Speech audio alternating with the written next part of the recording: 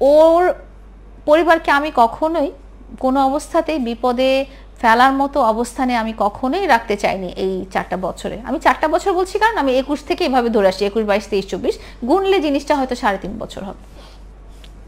তো ওরও যেমন একটা পরিবার আছে, আমারও একটা পরিবার আছে, এবং আমার পরিবারের সবাই কিন্তু আমার উপর ডিপেন্ডেন্ট। হ্যাঁ, আমার অনেক বয়স্ক একটা মা আছে যিনি করোনাতে খুব খারাপ অবস্থায় ছিলেন। আমি কোনোদিন ওইগুলো কথাগুলো বলিনি।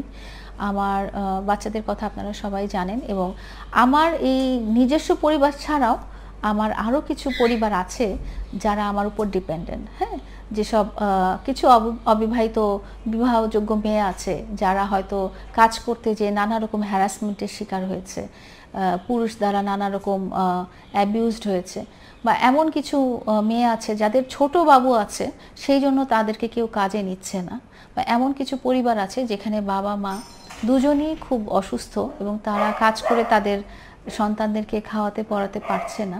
তো এমন কিছু পরিবার আছে যাদেরকে আমি যাদের পাশে আমি থেকেছি 2000 সাল থেকে, যখন থেকে আমি চাকরি করি তার 2 বছর পর থেকে আমি ডাইরেক্টলি তাদের পরিবারের সাথে ইনভলভ, এবং এখনও।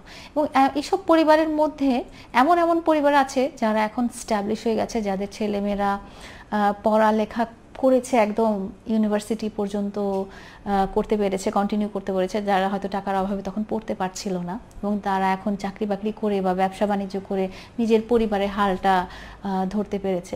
এমনও অনেক শিশু বলবো, কিশোরী বলবো, যাদের মা বাবা সেপারেটেড হয়ে গিয়েছিল এবং তার কোনো থাকার জায়গা ছিল না।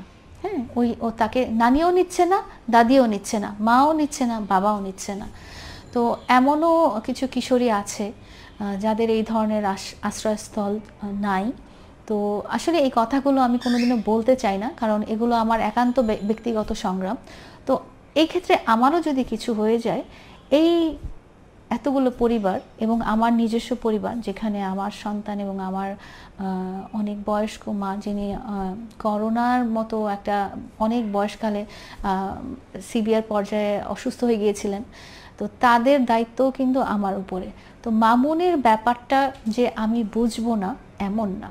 মামুন আমার জীবনসঙ্গী, মানে হচ্ছে মামুনের পরিবার, তারাও আমার পরিবার।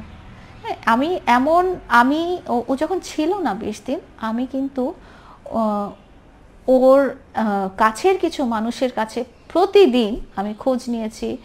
আম্মু কেমন আছে, আব্বু কেমন আছে, ভাই কেমন আছে, বোন কেমন আছে, বাসার কি অবস্থা, কিছু লাগবে কি না, কোনো কিছু। এবং আমি এতটুকু জেনে আশ্বস্ত হয়েছি যে ওনারা ঠিক আছেন এবং ওনাদের এই মুহূর্তে কিছু লাগবে না। তো যেই